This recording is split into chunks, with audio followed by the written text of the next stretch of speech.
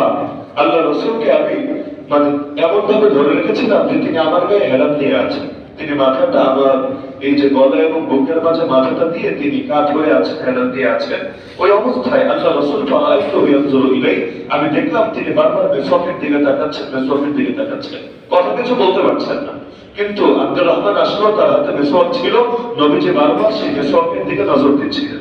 তিনি বলেন, এটা দেখে আমি বুঝে ফেললাম আরাফতু আন্নাহু ইউহিব্বু সিওয়াক, আমি তো জানতাম আল্লাহ রাসূল মেসওয়াককে অনেক ভালোবাসেন। আমরা আমাদের মোবাইলকে যতটা ভালোবাসি, আল্লাহ রাসূল মেসওয়াককে এর চাইতে অনেক বেশি মহব্বত করতেন। মেসওয়াকের সঙ্গে মহব্বত ছিল, যদিও আমাদের অধিকাংশের মেসওয়াকই নাই। করেন কি করেন না সে আলাপ রাখেন, মেসওয়াকই নাই। হ্যাঁ, ব্রাশ একটা আছে, এখন ব্রাশ ভিন্ন জিনিস, মেসওয়াক ভিন্ন জিনিস। মেসওয়াকের মধ্যে দুইটা সুন্নতের দিক আছে, এক হলো মুখ পরিষ্কার হওয়া, আর এক হলো কাঁচা ডাল, ওই যে ডালটাই ব্যবহৃত হয়। তাহলে আপনি যদি ব্রাশ দিয়ে দাঁত পরিষ্কার করেন, দাঁত পরিষ্কার তো হচ্ছে, এই সাইডটা তো ঠিক হচ্ছে, কিন্তু ডাল ব্যবহার করার যে স্বতন্ত্র সুন্নত আছে, এই সুন্নতের উপর তো আমল হচ্ছে না। এজন্য নিয়ম হলো ব্রাশ যদি ব্যবহার করেন, যে আপনি সকালে একবার রাতে একবার ব্রাশ ব্যবহার করেন, ঠিক আছে করেন, নিষেধাজ্ঞার কিছু নাই, অনুত্তম হওয়ার কোনো কারণ নাই, কিন্তু মেসওয়াকটাকে টোটাল অ্যাভয়েড করার দরকার নেই। বরং মাঝে মাঝে যখন সম্ভব, অন্তত ওযুর আগে, গোসলের আগে মেসওয়াক করেন, ওযুর আগে মেসওয়াক করাও তো স্বতন্ত্র সুন্নাত। এই মেসওয়াকের প্রতি আল্লাহ রাসূলের স্বতন্ত্র মহব্বত ছিল। তিনি বলেন, আমি তো জানতাম নবী মেসওয়াককে ভালোবাসেন। ফাকুলতু আখুযুহু লাকা, আমি নবীকে বললাম, আমি কি আপনার জন্য মেসওয়াকটা নিব? সে তো নতুন মেসওয়াক নিয়ে এসেছে, আমি অনুমতি চাইলাম, আমি কি আপনার জন্য মেসওয়াকটা নিব? ফাআশারা বিরাসিহি আন-নাম, রাসূল মুখ দিয়ে কথা বলতে পারছিলেন না, তিনি মাথা দিয়ে ইশারা করতেন, হ্যাঁ নাও, মাথা দিয়ে ইশারা করতেন। ফাতানাওয়ালতুহু, আমি দিলাম। ফাস্তাদা আলাইহি ওয়া কুলতু ওয়ালিহি লাকা, তুমি রাসূলকে দিলাম, কিন্তু রাসূলের অবস্থা এমন ছিল, নতুন মেসওয়াক যদি হয়, এটা কিন্তু আগে দাঁত দিয়ে চাবিয়ে চাবিয়ে ব্যবহার উপযুক্ত করতে হয়, ডাইরেক্ট ডাল মুখে ঢুকিয়ে তো মেসওয়াক করা যায় না। তো এটা তো এখনো ব্যবহৃত হয়নি, অব্যবহৃত মেসওয়াক নবীজি দিলেন, কিন্তু আল্লাহ রাসূল এতটা দুর্বল হয়ে পড়েছিলেন, এটা যে কাপড় দিয়ে নরম করবেন এরপরে মেসওয়াক করবেন, এই শক্তি পাচ্ছিলেন না। আব্বাজান বলেন, আমি নবীর থেকে অনুমতি ছিলাম, ইয়া রাসূলুল্লাহ, আমি কি আপনার জন্য মেসওয়াকটাকে নরম করে দেব? আল্লাহ রাসূল তখন বললেন, আশারা বিরাসিহি আন-নাম, এখনো মুখ দিয়ে বলতে পারবেন না, মাথা দিয়ে ইশারা দিলেন, হ্যাঁ তুমি মেসওয়াকটাকে নরম করে দাও। ফালাইয়াতুহু, আমি তখন মেসওয়াকটাকে নিলাম, নিয়ে এটাকে চাবিয়ে চাবিয়ে নরম করে দিলাম। ফাআমারাহু, এরপর আল্লাহ রাসূলের হাতে দিলাম, তিনি মেসওয়াকটা দাঁতের মধ্যে চালালেন, এটা মুখের মধ্যে ব্যবহার করলেন। ওয়াবাইনা ইয়াদাইহি রাহমাতুন ওয়া ওয়াইবাতুন ফিহা মাউন, তার সঙ্গে একটা পাত্র ছিল, এই পাত্রের ভেতরে পানি ছিল। আল্লাহ রাসূল সাল্লাল্লাহু আলাইহি ওয়াসাল্লাম ফাজাআলা ইউদখিলু ইয়াদাইহি ফিল মা, বারবার সেই পাত্রের মধ্যে হাত ঢুকিয়ে দিচ্ছিলেন। মনে করেন একটা বাটি আছে, বাটির ভেতরে পানি আছে, আল্লাহ রাসূল বারবার সেই বাটির ভেতরে হাত ঢুকিয়ে দিচ্ছিলেন, হাতে পানি নিয়ে ফায়ামসাহু বিহিমা ওয়াজহাহু, বারবার চেহারা মুছছিলেন। এটা মানুষ কখন করে? আপনি যখন প্রচন্ড ঘামছেন, প্রচন্ড পেরেশান হচ্ছেন, আপনি কি করবেন? আপনার সামনে যদি পানি থাকে অথবা যদি টিস্যু থাকে, আপনি বারবার এটা দিয়ে বারবার মুখ মোছার চেষ্টা করবেন। আল্লাহ রাসূল সাল্লাল্লাহু আলাইহি ওয়াসাল্লাম একদিকে তো মেসওয়াক করলেন, আরেকদিকে তার সামনে একটা পাত্রে পানি ছিল, বারবার হাত ঢোকাচ্ছিলেন, হাত দিয়ে চেহারাটা তিনি বারবার মুছছিলেন, আর তিনি বলছিলেন, ইয়াকুল লা ইলাহা ইল্লাল্লাহ ইন্না লিল মাউতি সাকারাত, লা ইলাহা ইল্লাল্লাহ, এক আল্লাহ ছাড়া ইবাদতের উপযুক্ত দ্বিতীয় কেউ নাই, নিশ্চয়ই মৃত্যুর রয়েছে অনেক যন্ত্রণা, নিশ্চয়ই মৃত্যুর রয়েছে অনেক যন্ত্রণা। আল্লাহ রাসূল সাল্লাল্লাহু আলাইহি ওয়াসাল্লাম চেহারা বলছেন, বারবার পানি দিয়ে আর বলছেন, একদিকে কালেমা পড়ছেন লা ইলাহা ইল্লাল্লাহ, আরেকদিকে বাস্তবতা বলে যাচ্ছে ইন্না লিল মাউতি সাকারাত, নিশ্চয়ই মৃত্যুর রয়েছে অনেক যন্ত্রণা, অনেক যন্ত্রণা। তাহলে তুম্মা নাসাবা ইয়াদাহু ফাজাআলা ইয়াকুল ফির রাফিকিল আলা, এরপর আল্লাহ রাসূল তার হাত উঠিয়ে, দোয়ার মতো করে হাত উঠিয়ে আল্লাহকে বলতে লাগলেন, ফির রাফিকিল আলা, আমি আর সবার ঊর্ধ্বে সমুন্নত আমার যে মহান বন্ধু, মহান সঙ্গী, সেই মহান রবের সঙ্গে মিলিত হতে চাচ্ছি। মানে ওই যে আল্লাহ তাআলা তাকে ইখতিয়ার দিয়েছিলেন, ফেরেশতা এসে জানিয়েছিলেন, আপনি কি চান? আপনি যদি দুনিয়া থাকতে চান, আপনার জন্য অপশন খোলা আছে, আর যদি রব্বুল আলামিনের কাছে আসতে চান, তাহলে এটাও খোলা আছে। ইন্না আবদান খায়রাহুল্লাহু বাইনা দুনিয়া ওয়া বাইনা মা ইনদা ফাখতারা মা ইনদা, ওটা স্মরণ করে আল্লাহ রাসূল এবং আল্লাহকে বলছেন, আল্লাহ দুনিয়া না, আমি তোমার কাছে আসতে চাই, তোমার সাথে মিলিত হতে চাই। ফির রাফিকিল আলা, ওটা বলতে আছে আল্লাহুম্মা রাফিকাল আলা হাত্তা কুবিদা মালাত ইয়াদুহু, এভাবে আল্লাহ রাসূল দোয়া করছিলেন। এক পর্যায়ে তার জান কবজ হয়ে গেল, হাত দুটো শিথিল হয়ে পড়ে গেল। আল্লাহ রাসূল সাল্লাল্লাহু আলাইহি ওয়াসাল্লামের উপর এভাবে শেষ সময়গুলো অতিবাহিত হলো। এই হাদিসটা সহিহ বুখারীর মধ্যে আছে 4449 নম্বর রিওয়ায়াত। তার মানে বর্ণনার বিশুদ্ধতা নিয়ে কোনো আপত্তি করার ন্যূনতম কোনো সুযোগ থাকবে না। এমনকি ওই দিন একদিকে তো মৃত্যু যন্ত্রণার হালত প্রকাশ পাচ্ছিল, আরেকদিকে আল্লাহ রাসূল উম্মতকে শেষ বিদায়ের সময়ও উপদেশ দিয়ে গিয়েছিলেন, আসসালাহ আসসালাহ ওয়া মা মালাকাত আইমানুকুম, উম্মত নামাজ নামাজ এবং তোমাদের মালিকানাভুক্ত সম্পদ। নামাজ নামাজ, শেষ সময়ও নামাজের কথা স্মরণ করিয়ে দিয়ে যাচ্ছেন আল্লাহ রাসূল। শেষ বিদায়ের সময়ও যে জিনিস স্মরণ করিয়ে দিয়ে যাচ্ছেন, উম্মত সেই জিনিসকেও কিভাবে ভুলে গেল, সেটার ব্যাপারে সর্বোচ্চ গাফলতে দেখালো। আর তোমাদের মালিকানাভুক্ত সম্পদের অর্থ কি? দুটো অর্থ। এখনো যাকাত, নামাজের পরে তো যাকাতের কথা কোরআনে তো এভাবে আল্লাহ বলেছেন, আকিমুস সালাহ ওয়া আতুজ যাকাত, সালাত কায়েম করো, যাকাত আদায় করো। তো মালিকানাভুক্ত সম্পদের ক্ষেত্রে আল্লাহর হক মনে রেখো।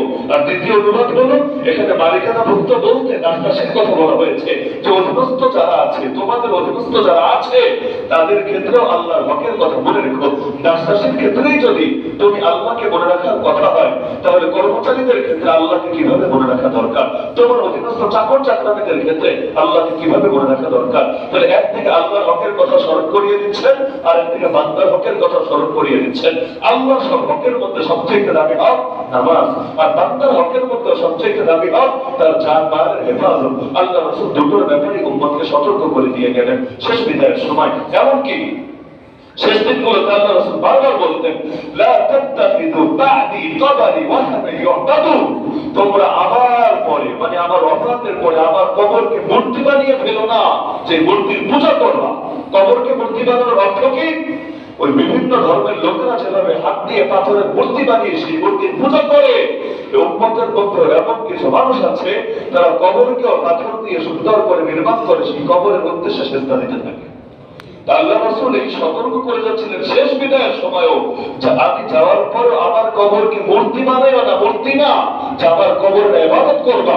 কারণ সারা জীবন তোমাদেরকে শিখালাম ইবাদত করতে হয় একমাত্র কার, লা ইলাহা ইল্লাল্লাহ, ইয়াকা না'বুদু ওয়া ইয়াকা নাস্তাঈন। সারা জীবন শিখালাম ইবাদত চলবে একমাত্র আল্লাহ, সেখানে আমি যাওয়ার পর যদি আমারই ইবাদত শুরু করে দাও, তাহলে এর চাইতে বড় শিরক কি হয়, যে আমি সারা জীবন যে দাওয়াত দিলাম তার উল্টাটা করে তোমরা আমার মাধ্যমে শিরকের আখড়া বসিয়ে দিলা। শেষ বিদায়ের সময় যা তা সতর্ক করে গেলেন, উম্মত তা এই জামানায় ঘটাতে লাগলো। নামাজের ব্যাপারে গাফলতি, সম্পদের ক্ষেত্রে আল্লাহর হক আদায়ের ক্ষেত্রে গাফলতি।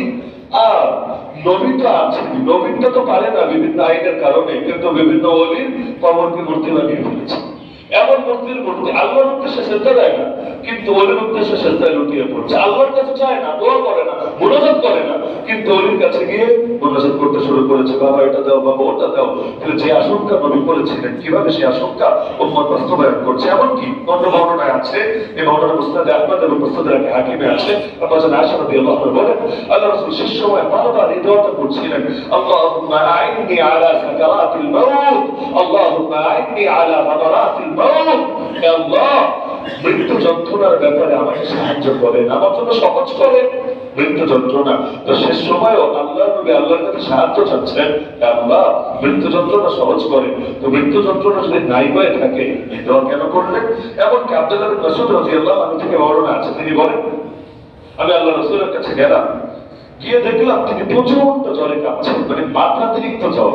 জ্বরও তো সব জ্বর একরকম হয় না, জ্বরে জ্বরে পার্থক্য হয়, এমন জ্বর যেটা স্বাভাবিক মনে হচ্ছিল।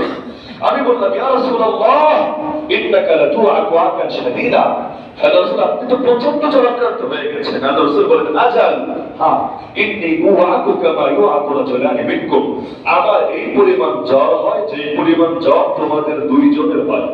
তোমাদের দুইজনের জ্বরের যে হালত আমার একার জ্বরের সেই হালত হয়। আমি প্রশ্ন করলাম, আব্দুল্লাহ বিন মাসউদ বলছেন, কেন ইয়া রাসূলুল্লাহ? যালিকা ইন্না লাকা আজরাইন, যালিকা আন্না লাকা আজরাইন, এটা কি এজন্য যে আপনার দ্বিগুণ প্রতিদান রয়েছে যে আমাদের ক্ষেত্রে? কারণ জ্বর হলেও কিন্তু গুনাহ মাফ হয়, জ্বর হলেও কিন্তু মাকাম বাড়তে থাকে। তা আমাদের জ্বরের থেকে আপনার জ্বরের মাত্রা দ্বিগুণ হয় কেন? আপনার সওয়াবও ডাবল, আপনার প্রতিদানও দ্বিগুণ। এজন্য আল্লাহ রাসূল বলেন, আচ্ছা হ্যাঁ, বিষয়টা এমনই, যালিকা কাযালিকা। এরপর বলেন, মা মিন মুসলিমিন ইউসিবুহু আযা, যে কোনো মুসলমানকে যদি কোনো কষ্ট আক্রান্ত করে, সেই কষ্ট কেমন কষ্ট?